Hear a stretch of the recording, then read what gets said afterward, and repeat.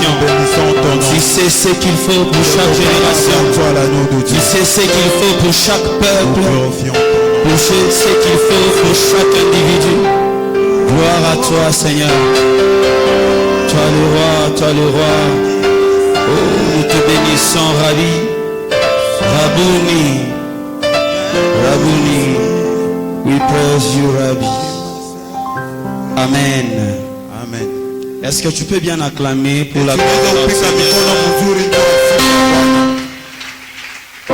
Est-ce que vous avez bien loué et bien adoré le roi des rois? Parce que l'adoration, c'est pas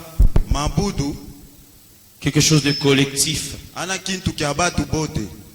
L'adoration, c'est quelque chose qui est particulière. Dieu reçoit l'adoration de chacun individuellement. Ça me fait vraiment trop de tristesse, ça me donne de tristesse quand lorsque vous adorez les chansons au lieu d'adorer Dieu. Il y a certaines personnes, quand on fait une chanson qu'il aime, maintenant il peut adorer. En se comportant comme ça, on est en train d'adorer la chanson, pas Dieu. Un adorateur ne dépend pas de la chanson. Un adorateur, c'est l'adoration qui jaillit tout le temps en lui. Et pour vous dire encore plus profondément que l'adoration, c'est ça même l'anakore. Un vrai adorateur, son adoration jaillit. Il ne dépend pas du modérateur, ni du prédicateur, ni de la chanson. La personne qui dit souvent que le prestime nous fait endormir, c'est lui qui est dormi. Vous venez pas pour adorer les chansons des prestimes, vous venez adorer Dieu. Apprenez à adorer votre Dieu, pas à adorer les chansons. Alléluia. Amen. Vous êtes vraiment devenus trop fidèles. Parce qu'on vous appelle fidèle, je ne sais pas. C'est parce que vous êtes assis. Bon, il faut être fidèle à votre chaise, je ne sais pas. Si on nous appelle fidèles, ce n'est pas la fidélité à nos chaises. Quand on nous appelle les fidèles, c'est la fidélité envers notre Seigneur. Quand on vous appelle les fidèles de l'église Bread of Life, c'est que les fidèles de Jésus-Christ se trouvant dans l'église Bread of Life. Vous êtes venus pas pour être fidèle à vos chaises, mais pour être fidèle à Dieu. Est-ce que quelqu'un peut acclamer pour la gloire de notre Seigneur? Oui, on dit après Anakore n'est pas égal à avant Anakore. Nous, depuis le mercredi, nous avons changé ça. On a dit ceci. Quand l'Anakore commence, il n'y a pas de après. L'anakore, c'est toute une vie sans fin. Il n'y a que de avant anakore, mais de après anakore appartient à l'Éternel. Le mercredi, on était en train d'aborder un thème bien qui était intitulé après anakore égale vivre l'anakore. L'anakore n'est pas un vent qui est venu à l'église et s'est passé. L'anakore, ce n'est pas une histoire qui est passée. L'anakore, c'est une vie qui commence et que nous devons réellement vivre.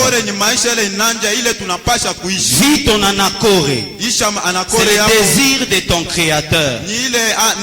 Quand on parle de la source de celui qui invoque l'Éternel, c'est qu'à la source jaillit l'eau.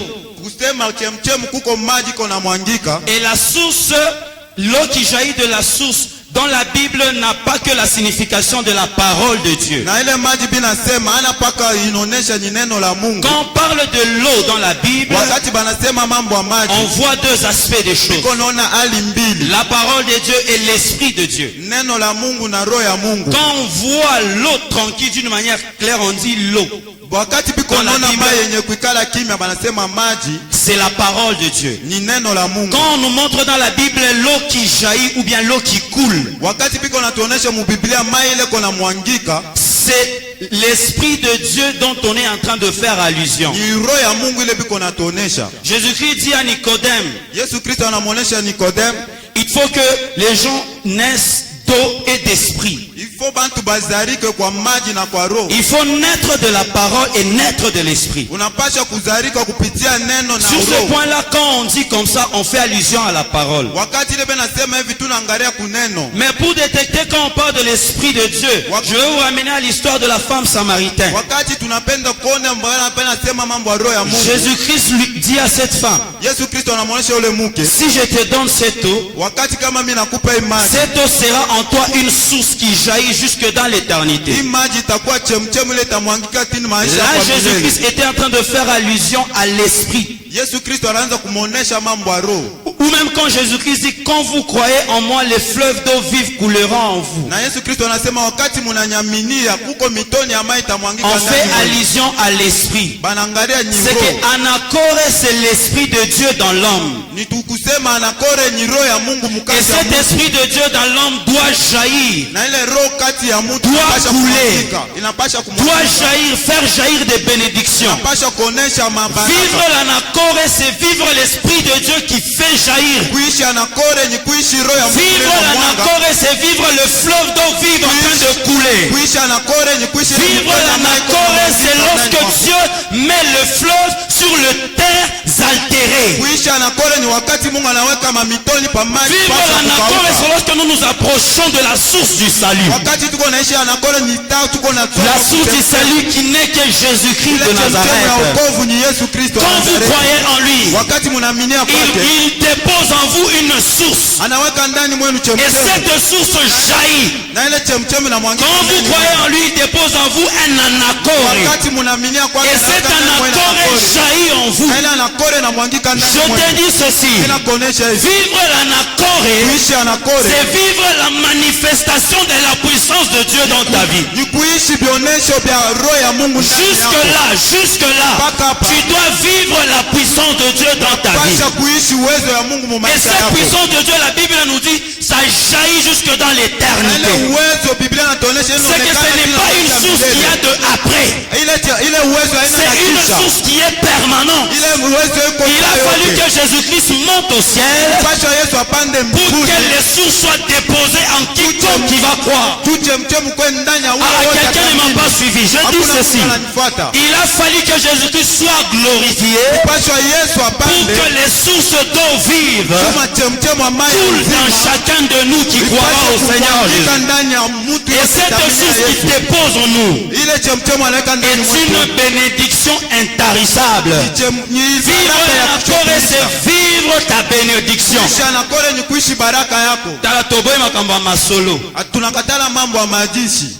Oh, Anakore, en tout cas, va prêcher. Mais vis ce qu'on a prêché. Quelle est la volonté de Dieu? Vis ce que on t'a enseigné.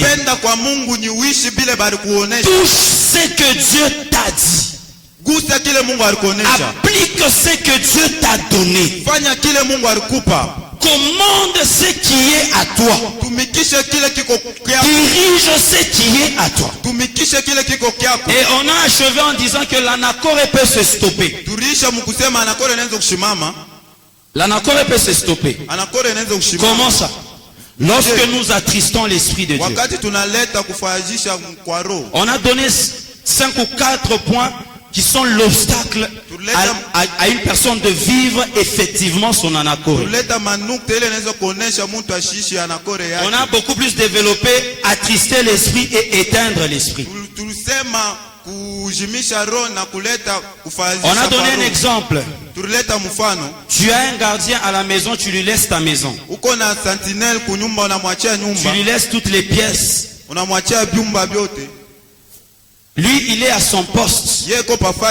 À un moment, ils sent le bruit dans la maison. Comme le plafond s'est déchiré et s'abîmait la maison. Il s'est précipité. Il a quitté son poste pour venir réparer les dégâts dans la maison. De même avec les gens qui ont reçu l'anakoré. Lorsque Jésus-Christ a dit, je vais te donner un mariage, je vais te donner un travail, il est en train de travailler pour toi. Mais quand tu pêches, il arrête d'abord de travailler. Il va là où tu as commis les dégâts. Il répare d'abord. Après avoir réparé, maintenant il revient pour continuer ton travail. Ça veut dire, si ta promesse était pour une année, en attristant le Saint-Esprit, elle peut aussi se prolonger. On t'a prophétisé que tu auras quelque chose dans un mois. Lorsque tu attristes l'Esprit de Dieu, l'Esprit de Dieu arrête de travailler pour que tu aies cette chose en un mois. Il part d'abord réparer. On l'appelle le réparateur de brèche. Il part d'abord réparer. Après avoir réparé, il vient retravailler. Retravailler, cette fois-ci peut-être ça ne sera pas un mois, ça sera 3 mois. Retravailler pour ce qu'il faisait pour toi, ça dépend du temps qu'il prendra pour réparer tes dégâts. S'il répare, il te restaure ou bien il te rétablit pendant une année, c'est que tu vas attendre une année de rétablissement, de restauration et maintenant revivre la promesse de Dieu. Et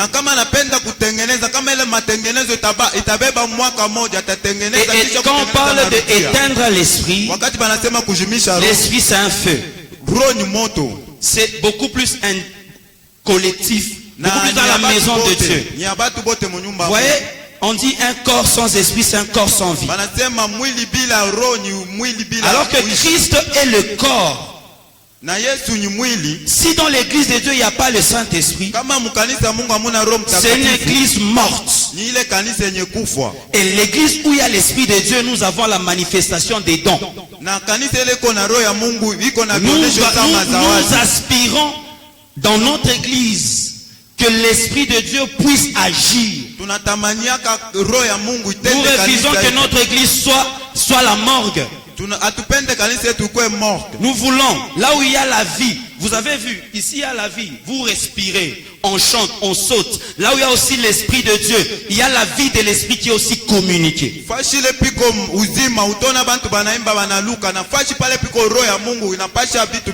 Commencez à être enseigné, bien-aimé. Pourquoi? Parce qu'après la prière, on a des tentations. Et ces tentations, pour les vaincre, il faut avoir la connaissance. Jésus-Christ a prié 40 jours, 40 nuits. Le diable ne l'a pas craint à cause de ça. La tentation viendra, mais Jésus a vaincu par la connaissance. Notre église sera mûre et va grandir si l'église a la connaissance. Si vous êtes suffisamment enseigné. Vite, vite, nous allons attaquer notre thème de ce jour. Bon, ça dépendra du temps qu'on m'a donné. Si on ne termine pas, bon, on va pas forcer les choses. Mais j'espère que l'Esprit de Dieu sera à mesure de toucher le point qu'il faut pour vos vies. Nous allons ouvrir nos Bibles dans Genèse chapitre 12. Le chapitre 1er, la Bible dit: l'Éternel dit à Abraham, va-t'en de ton pays, de ta patrie, de la maison de ton père, dans le pays que je te montrerai.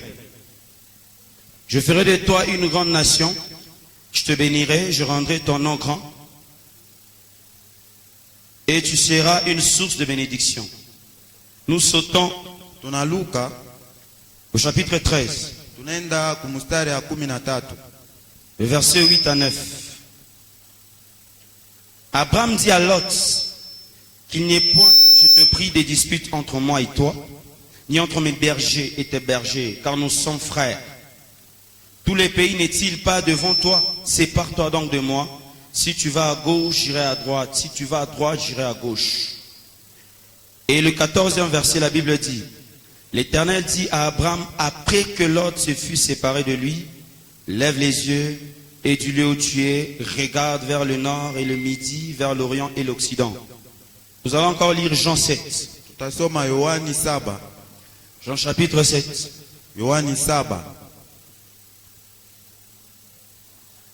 Le verset 38 et 39.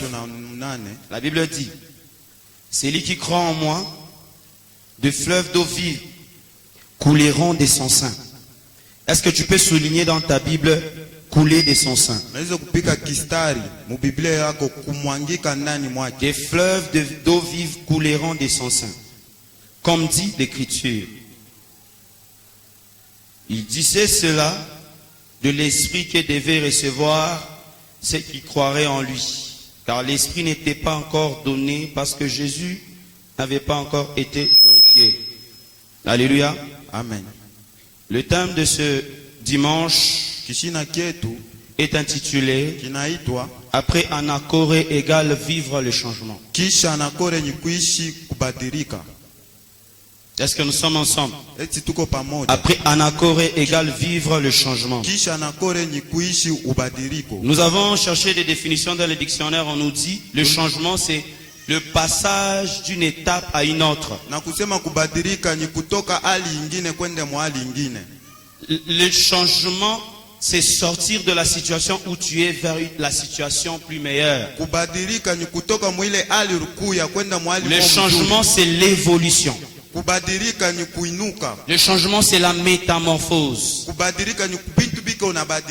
Donc les étapes de la vie de certains insectes, certaines bêtes se passent par la métamorphose. Si vous avez étudié l'anatomie, zoologie ou quoi que ce soit, vous allez vous rappeler.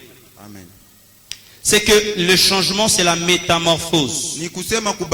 C'est l'évolution. Ça c'est selon Larousse. Mais selon moi, le changement c'est lorsque tu vas vivre la promesse de Dieu dans ta vie. Et encore selon moi, le changement c'est un processus qui commence dans le cœur de l'homme, qui commence dans l'intérieur de l'homme, jusque dans son extérieur, en changeant son entourage et sa compagnie. Est-ce que nous sommes ensemble? Amen. Dans le changement, c'est un processus qui commence dans l'intérieur de l'homme, qui se manifeste à l'extérieur de l'homme, jusqu'à changer son entourage et à changer même ses compagnons. Notre message, nous allons l'aborder en 3 étapes. Et nous essaierons de développer ces étapes. Premièrement, si rien ne change en toi, rien ne changera autour de toi. Premier point. Si rien ne change en toi, rien ne changera autour de toi. Deuxième point. Si tu ne changes pas de lieu ou de milieu, rien n'arrivera dans ta vie.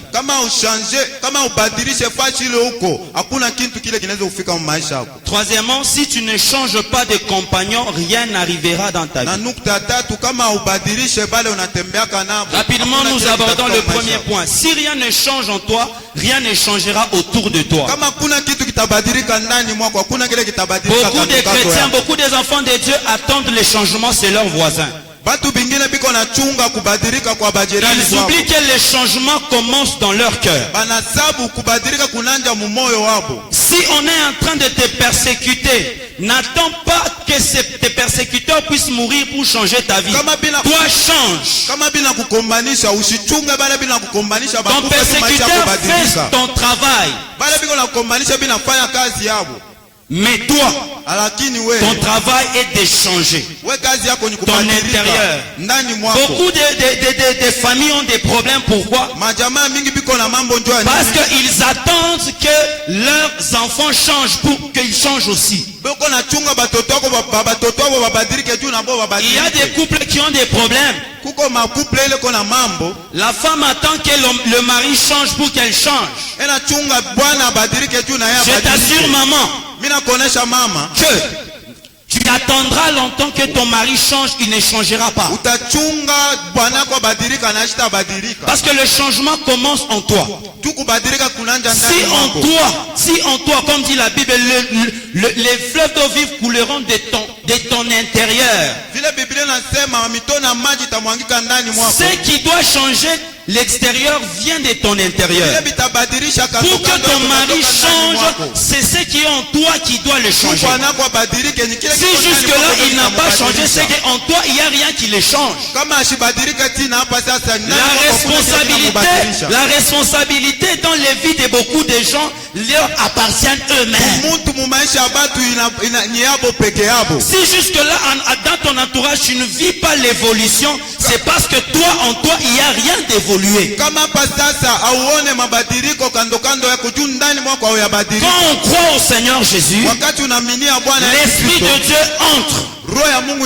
Quand l'Esprit entre, l'Esprit sort à son retour avec des fruits.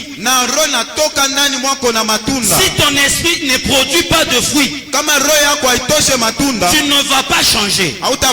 On les reconnaîtra par leurs fruits. On n'a pas dit on les reconnaîtra les fruits par eux. C'est en toi que sortira les fruits qui vont changer ton entourage. Par exemple, si tu n'as pas encore balayé ta cour, personne ne viendra balayer à ta place.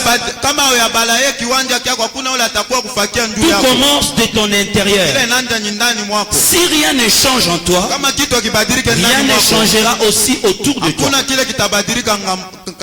L'Esprit de Dieu, c'est la force de Dieu qui change les vies des gens.